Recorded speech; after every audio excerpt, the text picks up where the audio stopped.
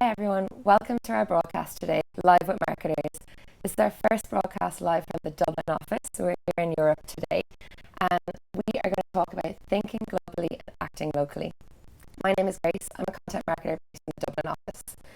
So I want to just go through a couple of housekeeping notes with you before we get started.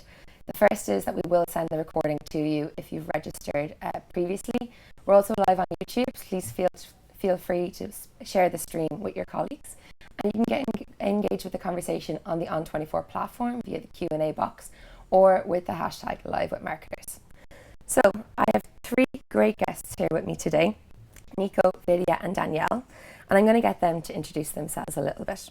So firstly, guys, could you tell me who you are, what do you do at LinkedIn, and also I'm going to throw a little icebreaker at you that we use at LinkedIn quite often, what's not on your LinkedIn profile? Sure. I'll go first. So Danielle, as you introduced, I look after Asia Pacific, including China, for our marketing and sales businesses. What's not on my LinkedIn profile is that I really wish that I was a professional magician.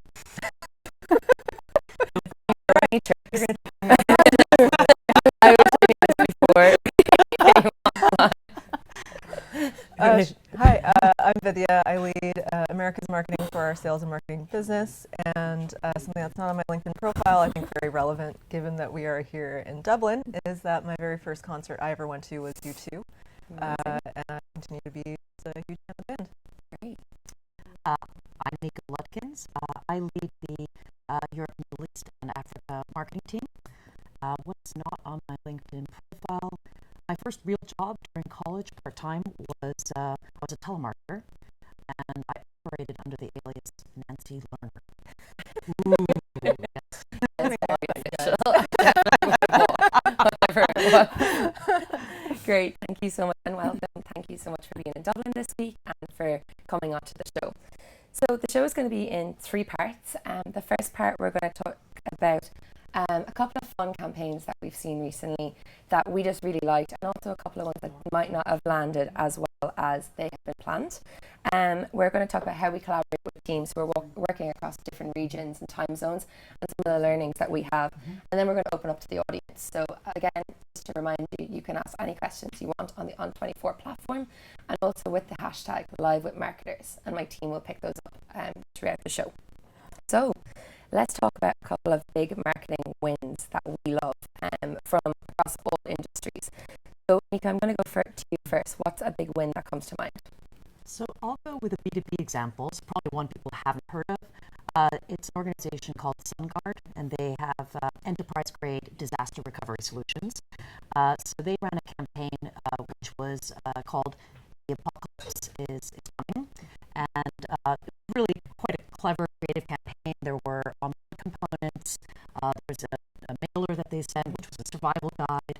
So I like the fact that it's creative, and we still don't see enough of that. And secondly, it was also very topical. The Walking Dead was very popular at the moment, but it was topical and relevant to what they actually were as a solution. So they weren't just jumping onto something random. It was really well aligned with their value proposition. So yeah, that's the one I'll go with. Great, thank you. Yeah, and I think it's awesome to highlight a B2B example. Obviously, we here are B2B marketers, but I think for me, I get so much inspiration also from the B2C space. Yeah. And so for me, the iconic global campaign is Nike's Just Do It. It's great to just celebrate 30 years, which I think is a real testament to the longevity, the resonance, and the relevance that they were able to create. And it's amazing. A couple weeks ago, they just here. And for those of you who haven't seen it, I highly recommend you go watch it. It's Serena Williams narrating, and it showcases a number of female athletes, and it talks about how they're often called crazy, where it's for showing emotion on the sport stage, whether for asking for equal pay, and she's basically saying, well, screw it, go do it. And watching it and just sort of, maybe because I'm a woman and I like sports, it was sort of, like, yes, let's go after it. And so, Grace, when I think of your question of why it was a successful global win, I think there's a couple things that did well. I think first is they tapped into just a really universal emotion of persistence, of wanting to go after something, about overcoming something that no matter where you are in the world or what your situation is, that's something that you might be able to relate to. And then secondly, I think they created an umbrella or a tent, if you will, that was large enough for that campaign to take different flavors, to use different imagery, to include different athletes, to really translate itself around the world in whatever way was appropriate. And so that flexibility, I think, has allowed it to last this long. Yeah. And I think what I love about that one as well is just the emotional, resonance that it has. So you just get captured into it. I'm going to choose one which is homegrown in Singapore. I'm going to choose Singapore Airlines, which is a Singapore girl. It's been around since the 60s, so a little bit longer than Nike. What I like about it is that it's been consistent over time.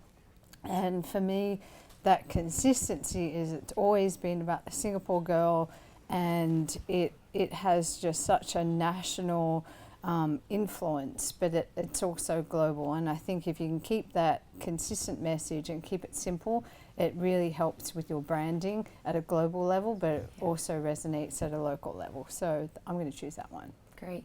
That Nike ad was the only thing I saw on my LinkedIn network for probably a week. And all of my connections shared it afterwards. Yeah. So it works. It went viral very quickly. Yeah. Some really interesting examples there. And what about some that maybe didn't land exactly as planned? Does anything spring to mind? Yeah, so for me, I'm going to choose another one from my region in Asia Pacific, and specifically China.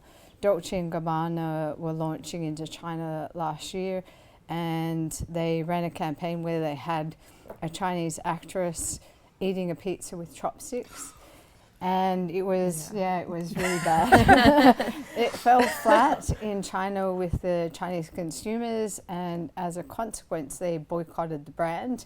They have continued to boycott it, and Dolce & Gabbana is struggling in China to make any kind of financial impact. So it just shows you, like, if you don't know your audience and you don't do it well, and it doesn't resonate well, that it can have huge ramifications. And definitely don't mock your audience. No, right? I mean, it's so bad. So yeah. I'll go for one that's maybe more well-intentioned. So I think it was back in 2015, Starbucks ran a campaign, Race Together. And it was designed to foster more conversations between people of different, ethnic and cultural backgrounds. So very well-meaning. But the way they then implemented it was, having the baristas write, hashtag Race Together on the cups, and asking them to open up dialogues with their patrons about this topic.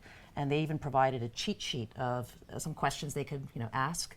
For example, what percentage of your Facebook connections are of a different race than you? So this really did not land well with anyone, including the baristas who were pretty active on social media, basically saying, I'm being paid $10 an hour, and now on top of everything else, you also want me to engage in a sort of awkward conversation with our customers. So again, it was all the best of intentions, but it landed very, very poorly, and I think it was pulled, within weeks, frankly. So yeah, that's the one I think I'd go with.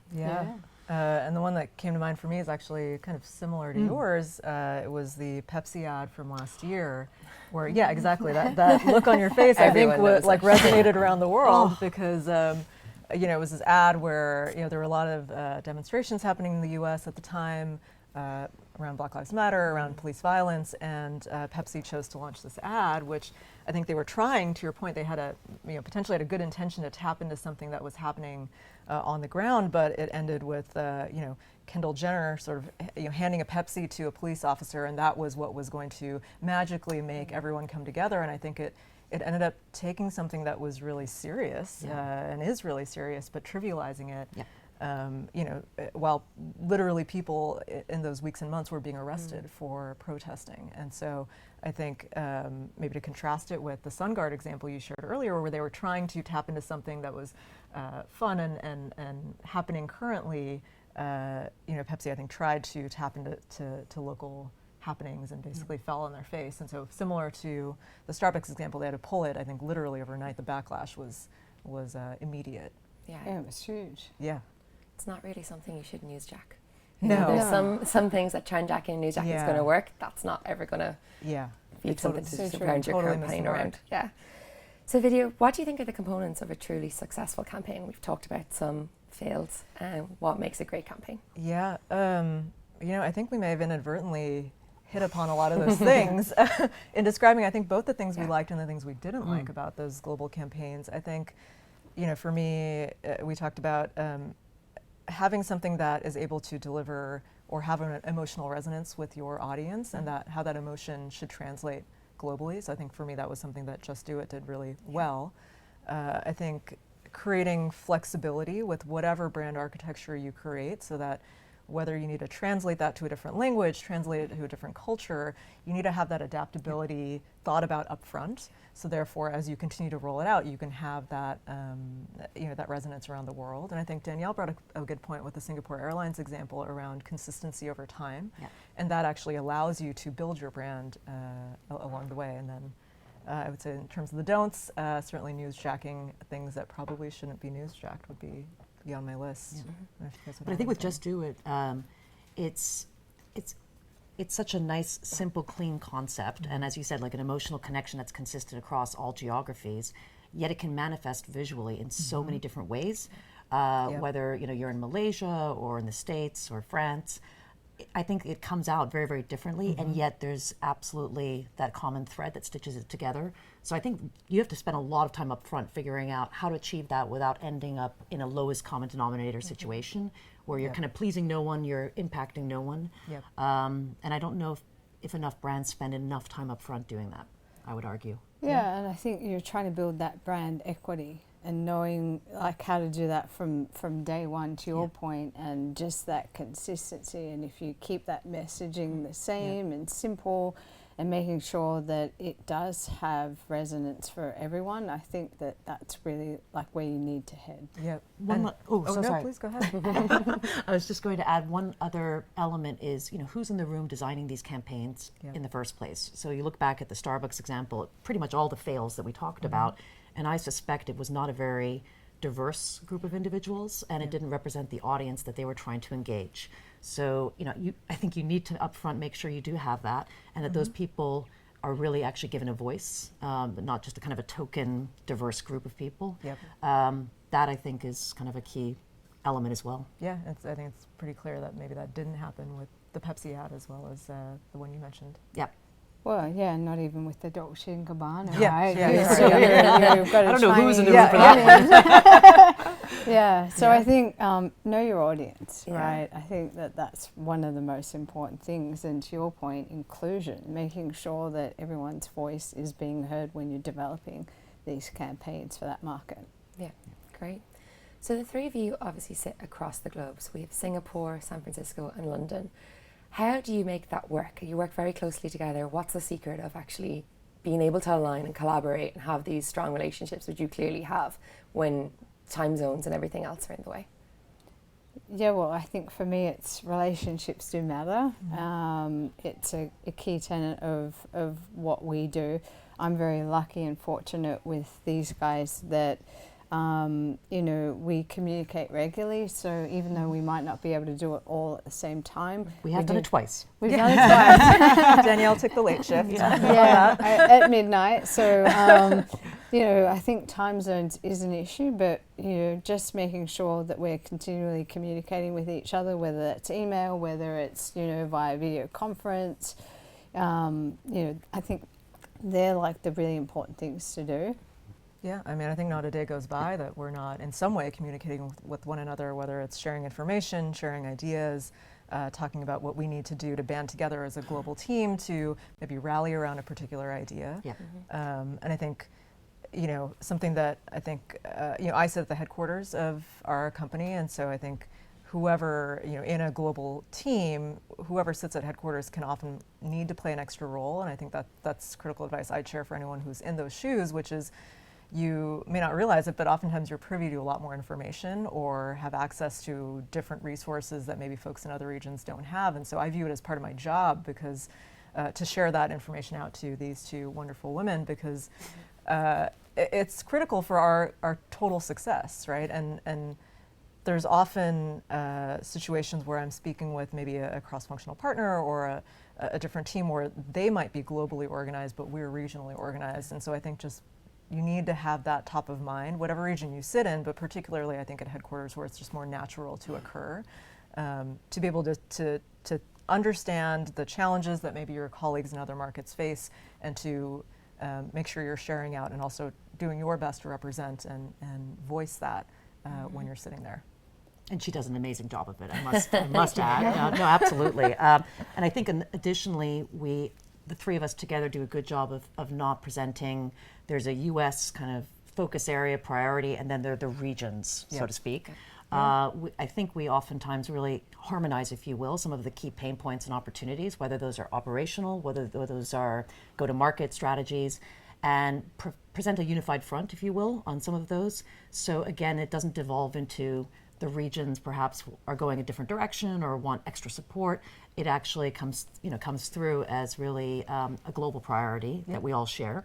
So that I think is really helpful as well.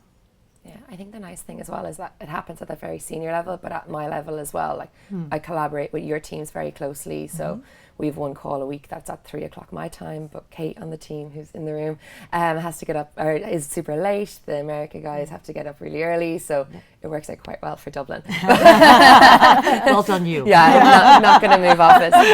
But how do you think that a marketer in India can stay in tune and make sure they know what's happening in London or one of the other offices? Yeah, and I think just to that point, it starts with the leadership team. And I think we foster this really great partnership. We've got a great relationship. It's the collaboration and communication that is going on regularly with us. And we try and foster that with our teams. And so to your point, it's making sure that the person in India is also catching up with the team in London or in San Francisco. That constant, lead from the front. Yeah, no, I agree. And part of the reason we're all here actually is we are bringing our teams together. So everyone on our teams, whether you're an individual contributor to a manager, are here on the ground in Dublin. And we're actually, to Danielle's point, I think showing that leadership by saying, hey, we all need to get together. We all need to think globally about our strategy moving into the next fiscal year, about the programs that we want to collaborate on. And to be clear, we're not saying that everything needs to be exactly the same around the world. I think everyone understands there is nuance to Asia Pacific, EMEA, and the Americas, but to the extent we can, we actually can get a lot of leverage from one another and share ideas, because none of us has enough resources on our own. And so we have to think differently and creatively and collaboratively in order to ultimately drive success for our overall business. Yeah. So I think that there's self-interest. So beyond, we should, and it's the right thing to do. It's also none of us have enough budget, enough time, money. So together we can get so much more accomplished. And I know it sounds a little cheesy, but it's true in so many instances. Yeah. So I think most of the people in our teams have internalized that, and therefore I don't really find top down that I have to do much to encourage that behavior. I find it happens quite organically. Yeah, I think from my perspective, I've met a couple of the guys at the on-site this week, and they come up and it's all hugs, and it's like, oh, actually we haven't met in person before. So you forget that you haven't, you don't actually have. Well, this is where video conferencing, I have to say, is it's the first company I've ever been in where it's just religiously used. And that makes a big difference, because with audio, at the end of the day, someone might be sitting there in their bathrobe, playing with their dog, which is fine as well, obviously, but you know what I mean? It's hard, you don't have that level of engagement. So you're absolutely right there. I remember when I met Danielle in person for the first time, and I didn't realize it was the first time I met you. It was shocking. I was, completely blown away. So you forget to introduce yourself. It's nearly rude.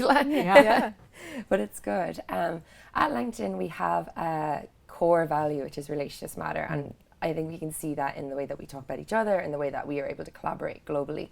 Do you have any advice for people who might be in a company that don't have that culture embedded in them yet? Is there anything they can start to do to really come outside their core role and start to understand the rest of the business? So I'm going to say that they should just do it. Taking from Nike. Sponsored by. Okay. They featured a lot of this. Exactly. I think you need to try and build those relationships. So if it's not natural to the culture of the company that you're in, think differently about how you can start to foster that just in your everyday interactions.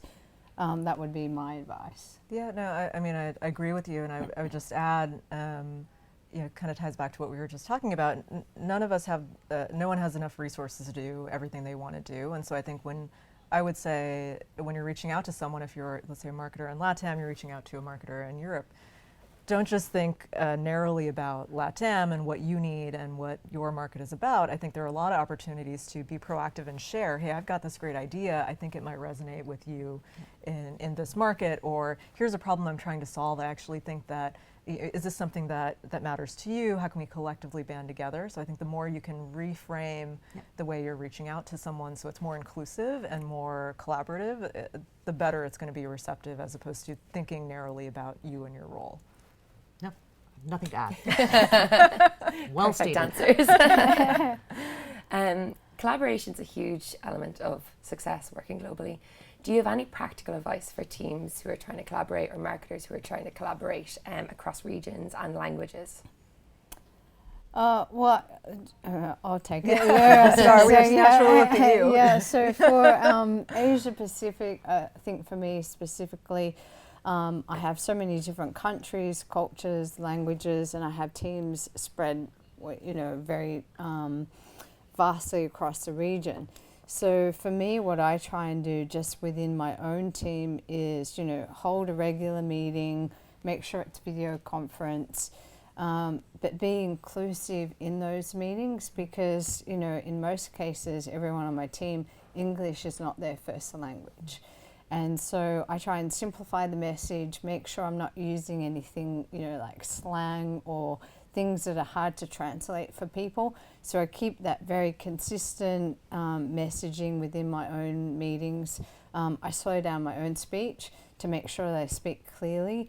And I also do around the room on the video conference and make sure that I ask, Team China, do you have anything to add? Do you want clarification? What's going on? And make sure everyone feels like they're included in the bigger picture, because, the worst thing is if it's all one way, me pushing a message, it really needs to resonate with everyone. Mm-hmm. I think also, both in terms of our global planning cycle as well as on a quarterly basis, some companies call it MBO, MBOs. MBO, yep. It's been so long since I've used that term. We call it OKRs, so objectives and key results. And again, this is something that we can foster with our own team members. As we look at some of the goals that they've set out, the initiatives they're going to drive, I certainly ask the question, hey, maybe this is actually one you could share as a key goal with these other team members or with these other people across geographies. So that, I think, also really helps people when you do that very, very consistently, think that way up front. And quite frankly, because we're all so busy, when you actually codify that, it's, I think, the accountability people feel then, especially if you're dependent on lots of cross-functional partners, you want to make sure everyone has that skin in the game. Yeah. And I think codifying it that way is super helpful. Yeah, and I agree with both of you. I think one thing I'd add, that I've thought about is how can we be sensitive from a time zone perspective. So, for example, I collaborate with a colleague of mine here in Dublin, and I think what can happen again sometimes, unbeknownst to people at headquarters, is you end up sort of anchoring around headquarters time zones for when things, calls or meetings should happen. And so I think an example where I've been trying to break that, encouraging my team to do the same, is I've got a colleague in Dublin where I think the sort of default way of operating is it's falls within the 9 to 5 for the US, but it probably is pushing 5 to 7 p.m. for someone here in this market, and so we actually alternate.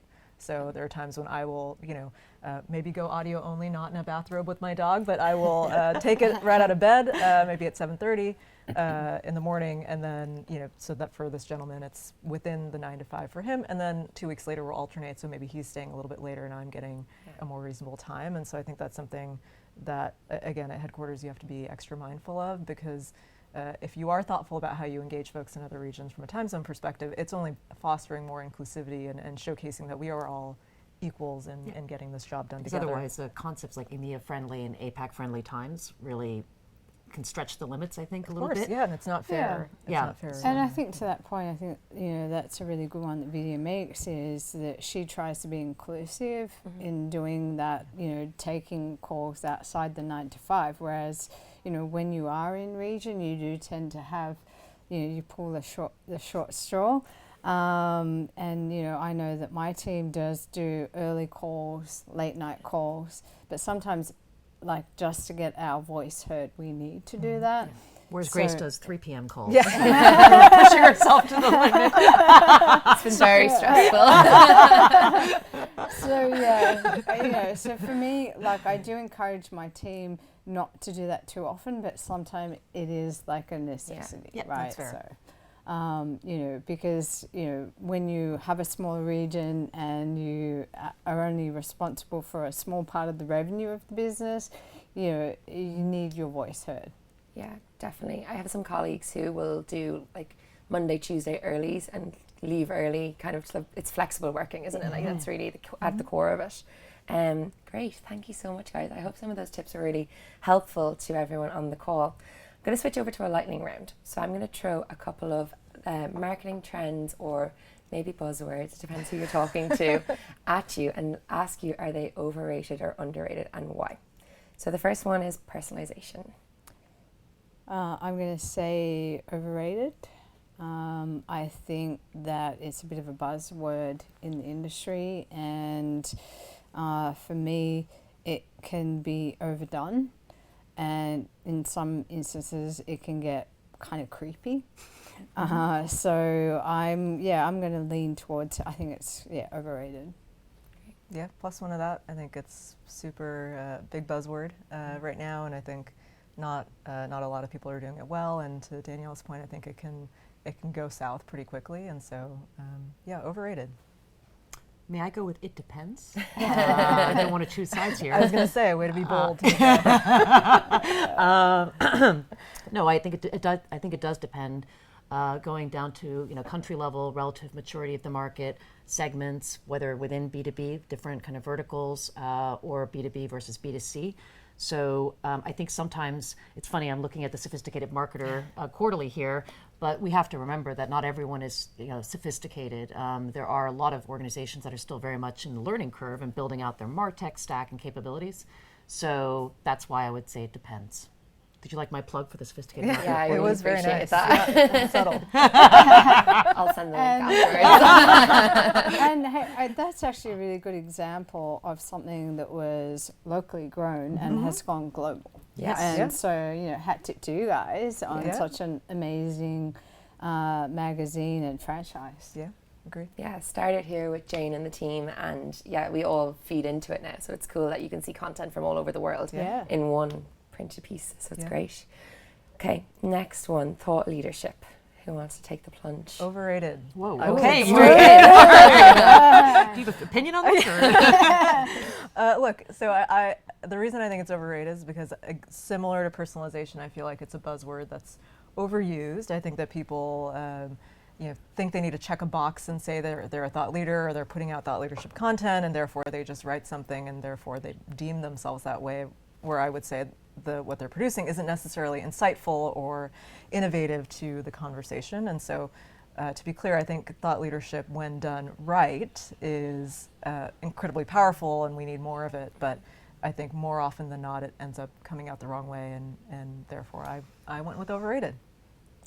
Yeah, look, I understand where you're coming from, but for me, I think it's underrated for the simple reason I'm quite passionate about thought leadership, and I think it's one of the things that we do really well at LinkedIn, and it's all about adding value.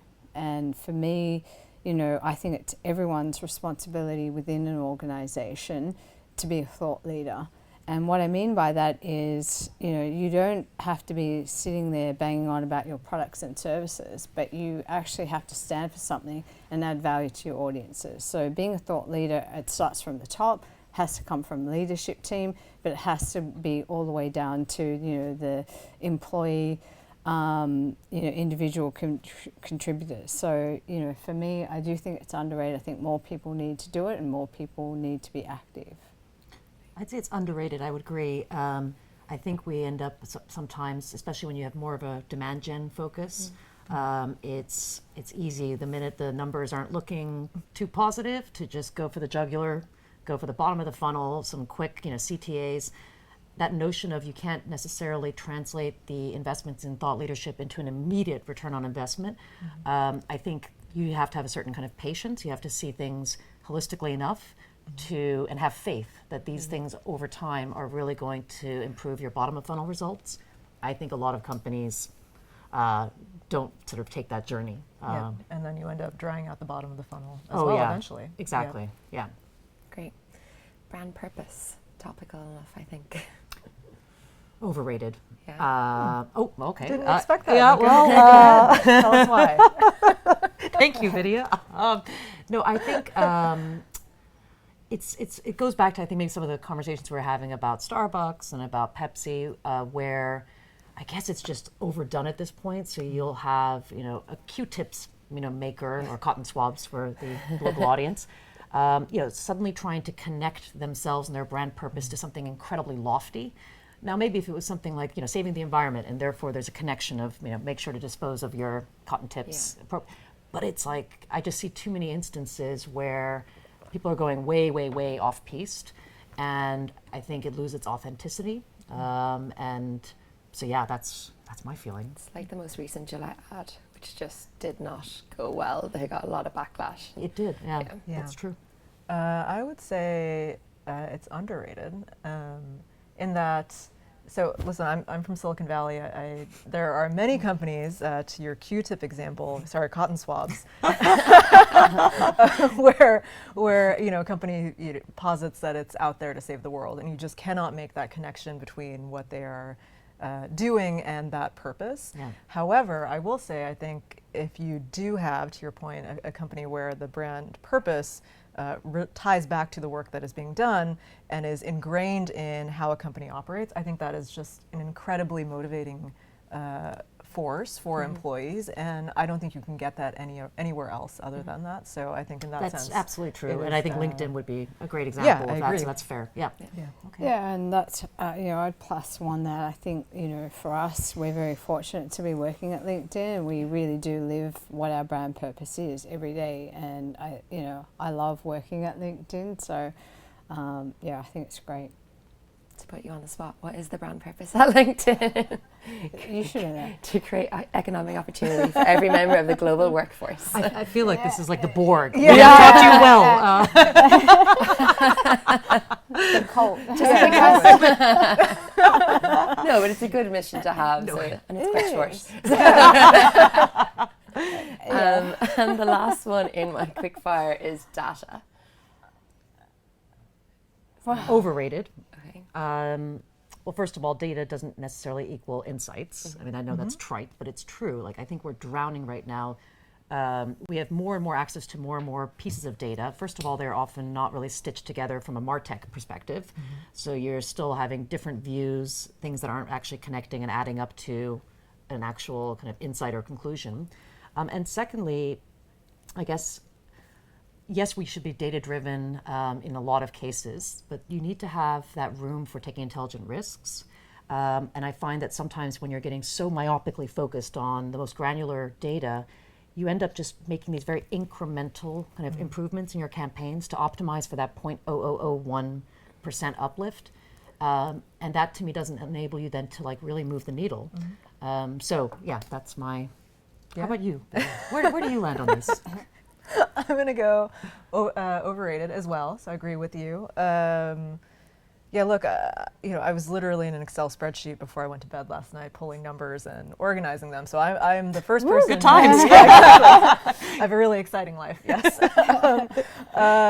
So listen. I like data. I like digging in. But I think to Nico's point, one of the things I love about marketing is it blends both the analytical side and the creative side, and that's a spectrum. And I think you need to find that right balance, because to what she was saying, I think if you push too far into everything as just a numbers-based answer, and we're so focused on, okay, we need 1,000 more MQLs, where are we going to get them? I think you lose sight of the bigger picture, and you lose that creativity that I think all of us can bring to the table to really deliver something that's going to resonate emotionally with our customers. So and hopefully a surprise and delight them. That's right. Yeah. And so, for me, overrated.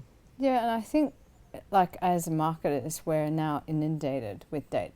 Yes, we need to be data-driven, but we're so inundated with it.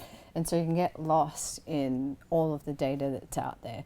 And so for me, I try to simplify everything that I do and really try and hone in on that one like true north metric rather than have like so many different pieces.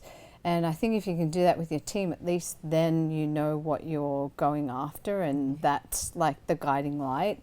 Whereas, you know, if you have so much, it's so hard then to actually draw any insights that are relevant really for your business.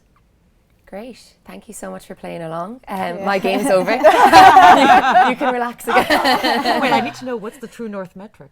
I mean, this is important. What's the secret sauce? It's ROI for me. Okay. Money. Yeah, Keep it show simple. me the money. So that's the end of my questions. I'm now going to hand it over to the audience. So as a reminder, you can get involved at the hashtag Live with Marketers or on the On24 platform. So the first one I have here is from Brenda in London, and she is asked, and actually quite a few people have asked about budget questions. So this one is around budget, and if there's any insight you can give into how it works at LinkedIn. Is there a global pot that you work from, or do you have separate budgets and work towards global and regional goals? We all have our own pot of money, which is good. Mine's always the smallest, but you know. Nice plug. I was going to say, Is our nice boss plug, listening? Danielle. Yeah, so I think for me, like I always try and find leverage with my counterparts and see if there are things that we can work on together so that we get leverage. And I think that's important, so we can find those common sort of projects, campaigns. It means that, you know, the money will go further. For me. And there are some exceptions to that with some of our paid media investments. We actually have a global budget, which what I like about it is the marketers themselves then determine amongst themselves how to divvy it up, which I think you have to really bank on some really strong collaboration for that process to work well. But it does, and we're then having a global target that we're looking to achieve, understanding that each region, based on its relative maturity and so forth, will contribute differently. So I really like that particular example of global. Forces you to think system as opposed to subsystem. Exactly. Yeah. Great. Another question that comes in is around localization. So it's a hot topic for any marketer working across multiple geos. Hot topic for our team as well. It's something we spend a lot of our time trying to crack. We will let you know if we ever get there. So how do we think about localization at LinkedIn, and can you share any wins or some of the challenges?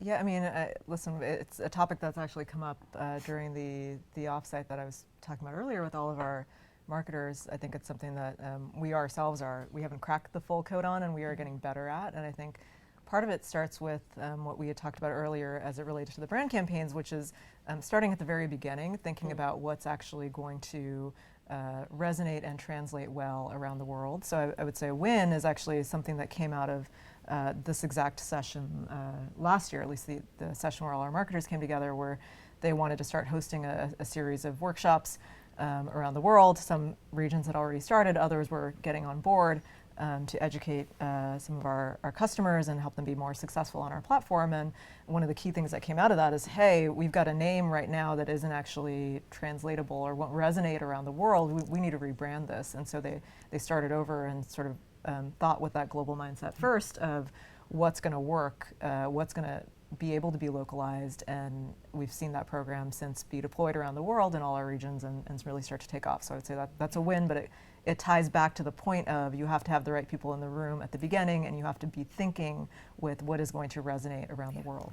And that was, I think, also, I think the names that were being used were then just going all over the place in terms of what that actually meant in each different region, or if sales was using the terminology. So this was also a great opportunity to kind of redefine, and without restricting people, to say, well, what is it that we're looking to achieve consistently across all the regions that we're going to use this branding for, and what won't we? And I think obviously that gives more equity to the brand overall when there's that consistent execution of it. The other piece I would say that it's a bit premature to say it's a win, but it's something we're piloting right now is I think when we've done product, go to markets, when we're launching new products, we've consistently said, well, clearly we have to localize this in French, German, the standard languages. and likewise with some of our content campaigns. So now, particularly on the content side, a lot of these are very, very large, ebooks and so forth, or long videos. So we're testing out actually a much kind of shorter version in local languages up front. So perhaps a 2-pager. This then gives us an opportunity to really test out, how is this resonating with our audience? Are there some that really, really the audience seems to have a huge appetite for? If so, let's double down and actually localize in full. If not, let's not waste our time and effort, and let's actually figure something out for that market that is just locally relevant. Yeah, it can't be an afterthought. Yeah. Right. Yes, and I that's think it's like, do it at the beginning of the process. And to your point, that whole testing and learning is like a really big part of what you need to do, because there is a lot of effort that needs to go into localization.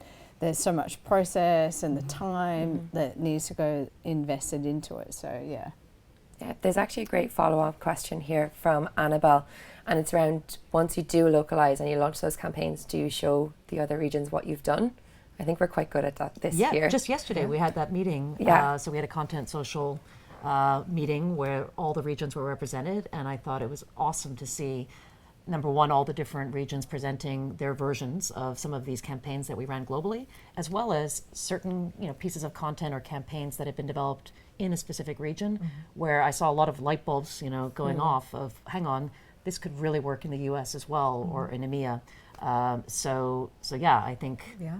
And I think it's the mindset as well that you have to really foster within your own team. So with, in APAC's instance, with my team, it's like, okay, we've only got limited resources. So when you do something, make sure you're thinking how this could scale globally rather than just within your individual market. So if we're doing something in India, then make sure that this could resonate in San Francisco or or London. And so for me, it's really trying to do that, from the ground and looking at how this could go global. Yeah, I think we're quite honest as well about when it doesn't work as well and why, like going that extra step to make sure we're not just kind of one and done. Yeah, I guess. you have to. That's how you learn. Yeah. Go back to test and learn. Yeah, definitely. So you all work very closely together. We've talked about that. You also work very closely with your sales leaders in each different region. How do you approach sales with one voice and make sure you're coming together as a combined marketing team when necessary? Yeah, well, I was just going to say it's all about partnership, right? I think for me in region, I need to understand what my sales teams, what their priorities are, and making sure that I align to that, but also looking at what the global ones are as well. And back to its relationship to matters, and it has to be a strong partnership. Yeah, I think it's that I think the regional role is so important in terms of being that translation mechanism of, we do have some global marketing priorities, or we even have some just regional marketing priorities, not all of which will dovetail or connect directly with immediate return on investment. But how do you make sure that you're using the right language and the framing to connect the dots between the key focus areas for marketing and what really matters to the business unit? I think you do that over time, and you build that trust. You then, I think, get a lot more support for the intelligent risks you want to take as well, because it's clear that you have, the commercial priorities always top of mind. So it goes back to what you were saying, in terms of the partnership piece is crucial. Great. Danielle, there's a question here from Philippe directly for you. Ooh. Don't worry.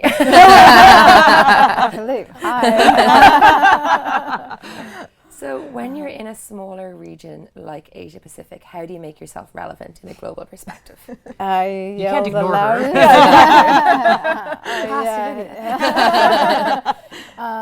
Look, I think it's making sure that the business understands the opportunity within the region. And so for me, being in APAC, whilst we're small in terms of revenue contribution, the potential is massive.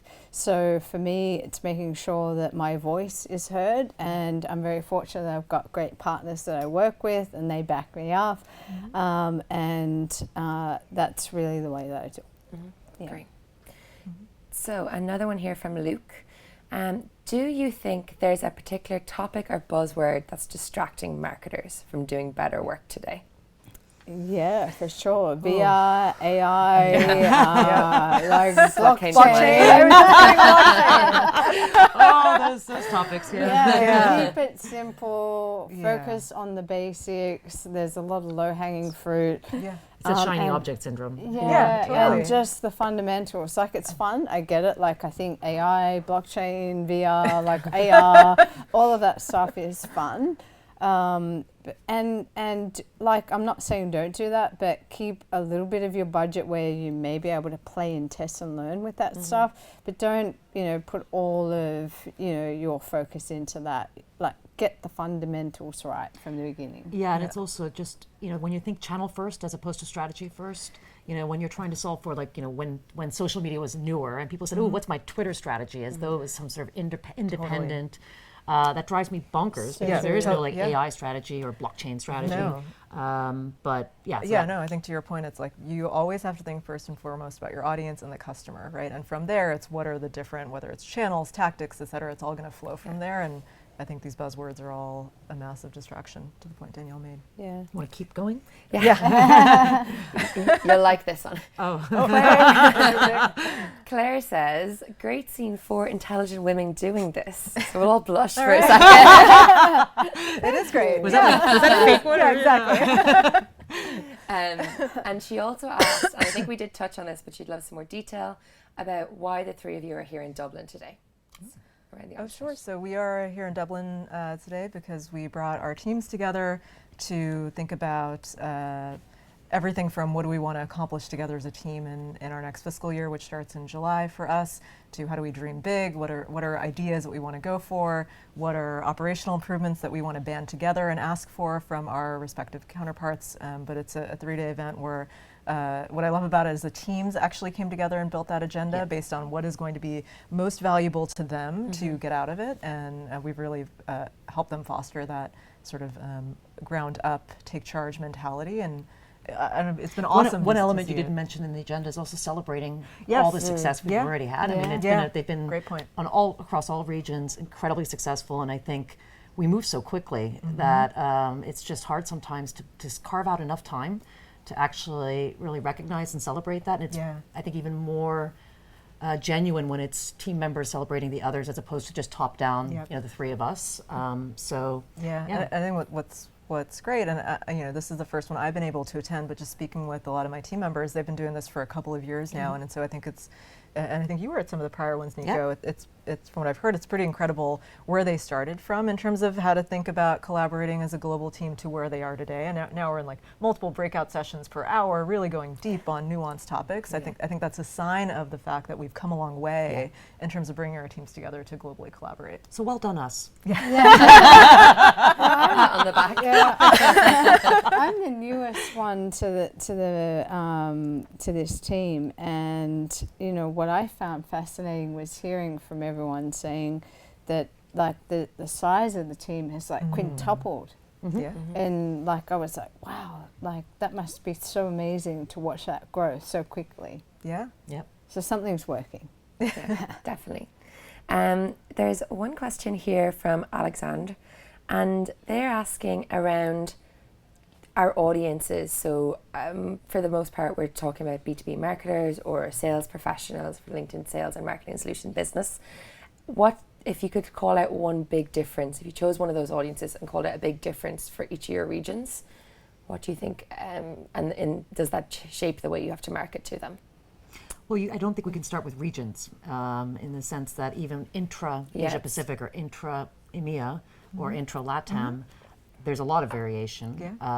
So I guess that's the starting point. I don't actually have an answer for you. I just wanted to reset the question. Well, I can think of one, just thinking about the difference between marketers in the US, for example, versus Brazil, since I look after both areas, and that's just, at a very basic level, their understanding of LinkedIn as a platform and their engagement with LinkedIn as a platform. So in the US, it's a a fairly commonly understood place where you can run brand awareness campaigns, generate leads, et cetera, really build an organic presence for your company, that's not the same in Brazil or Mexico or Chile. And so the tactics that we then necessarily have to take are going to be different.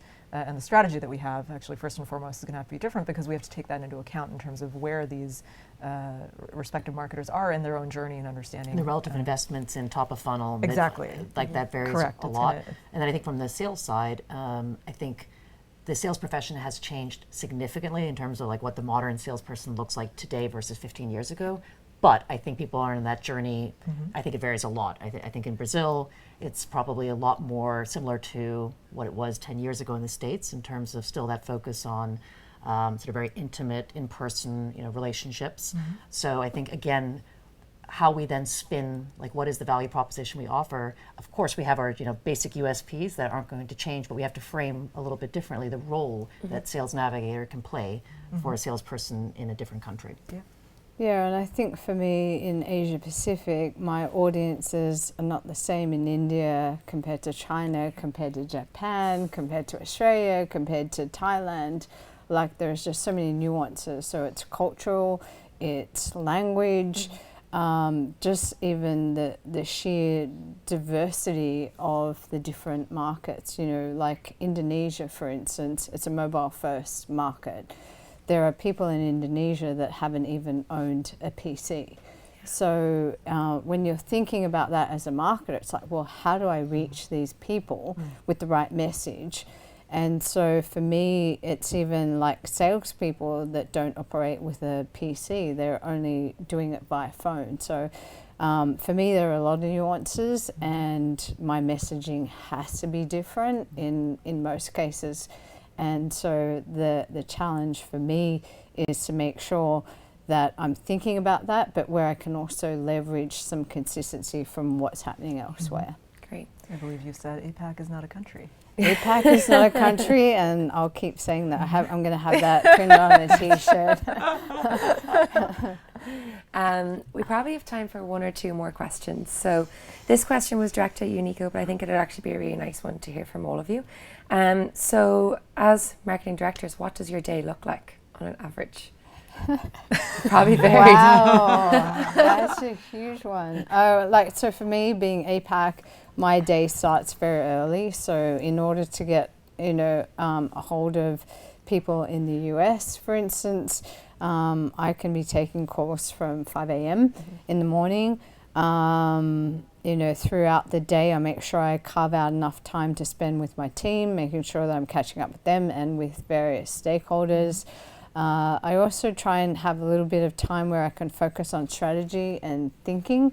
I don't think we do enough of that. You can get caught up in just the executional meetings, planning, that kind of stuff. But for me, having some time in my diary where I can sort of think more strategically. And then on the other end of the day, it can be long if I'm catching up with people in this part of the world. So long days, short answer. Long days, yeah, but I do try and break it up and make sure that I have a good work-life balance, because I do have 4 children that I need to look after as well. Still can't believe, Yeah, it's crazy. I mean, that was beautiful. Yeah. I too do those strategery things. Get some swimming in. No. I mean, I'm not making fun. It's. I think every day is also very, very different. So during the planning cycle, for instance, my day looks the planning cycle is quite long, as with every large company. I think either way, I'm trying to focus a lot of my time on my team, but also a lot of time on making sure I'm evangelizing and talking about what my team is doing to all the different stakeholders who would care or who would benefit from it, and lobbying, if you will, to make sure that they're getting the resources they need to do their jobs. So that takes many, many forms, via email, phone calls, meetings, but that is what I guess kind of keeps me going every single day, is how do I help support my team, because they're all smarter than I am and better than I am. So I just need to get out of the way and help them do their jobs. Yeah, I mean, we have a saying at LinkedIn that team and talent is our #1 priority, and I think all of us feel very deeply about that and are committed to that. And so to Nico's point, I think I end up spending most of my day thinking about team and talent, catching up with them, helping them understand what are roadblocks that I can unblock for them, what kind of air cover can I provide for them, and then how do I set them up such that their projects or campaigns, et cetera, are sort of moving along in the right direction and getting others, to Nico's point, visibility into that good work that's happening. And making sure that they understand how the work they're doing fits into the bigger picture. Yep. Yeah. Because again, to keep motivated, especially when you have day-to-day roadblocks and so forth, without reminding yourself this really actually matters in the bigger context, I think it can be very demoralizing at times. So yeah. Great, thank you guys. We've got loads and loads of questions. Thank you so much for being such an engaged audience. We won't be able to get through them all, I'm afraid, but I'm going to throw one more question. It's a personal one from me. Oh, wait a I've always wanted to get them on a seat like this. We're in the hot seat. Yeah, exactly. No, what has been your favourite part of your trip to Dublin? I think catching up with everyone in person for me. It's not something that we get to do every day, and it's not something we get to do every month or every quarter. So for me, it's been very beneficial being new into the organisation, that building more of a partnership and relationship with all of the teams globally. We had an awesome time just outside yesterday learning about hurling, which I had never seen or heard of, but I guess part of the Gaelic games and a big tradition it's an Irish sport here in Ireland. for anyone else. Yes, and so it was just awesome to take a break and get everyone together and start hurling with one another. It's a bit crazy. Yeah, it was super fun. And again, I think it ties back to Danielle's point around like building relationships. And yes, that's going to come from actually talking about serious work things, but that's going to come also from spending time laughing and having a good time together. And so that for me was a highlight. Having fun. Yeah. So definitely having fun, but also I would say there was a session that was led by someone from Vidya's team, just giving a recap, I guess, of like the journey that this team over the past few years globally has taken and the results. And it's, again, very rare that you actually step back and you see a chart going, like this. The hockey stick. That hockey stick for our audience viewers. Oh, sorry. Well done. Always so conscientious. Anyway. No, your audience.